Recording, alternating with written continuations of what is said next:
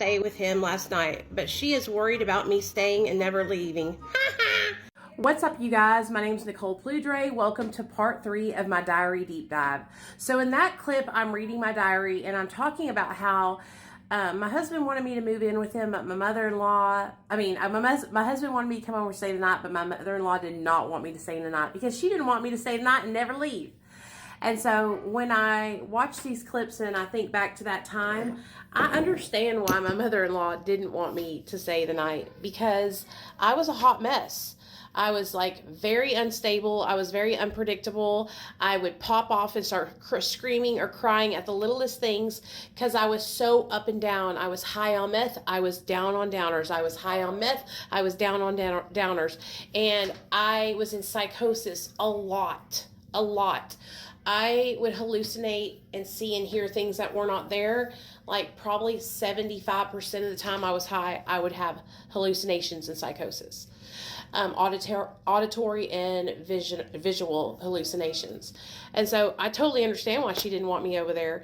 And now, you know, that I'm a mom, I can see it from her point of view that she was trying to protect her son. You know, when I met my husband, we were both in active addiction, and our addictions, when we met each other, just really, it was like gasoline and fire, you know, and when we met and we started dating, our addictions got worse together.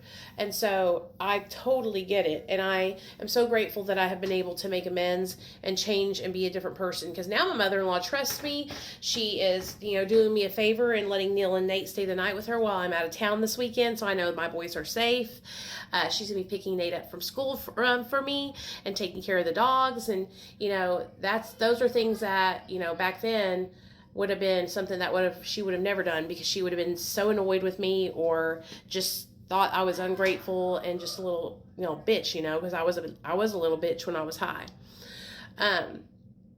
If you are struggling with addiction and you feel like you'll never get sober, let me and my husband be a shining example of that. If we can get sober, anybody can get sober.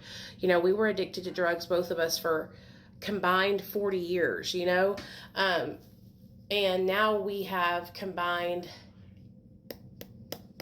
13 years sober combined. You know, we've been sober for a long time, both of us. And I've been sober for 8 years. Neil was sober for 5 years. He had a relapse for 6 months, and now he has 3 more years. So 16 years of sobriety between the both of us.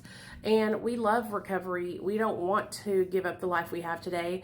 So if I can change and Neil can change, you can change also. As long as there's breath inside your motherfucking lungs, there's still a chance for you to recover.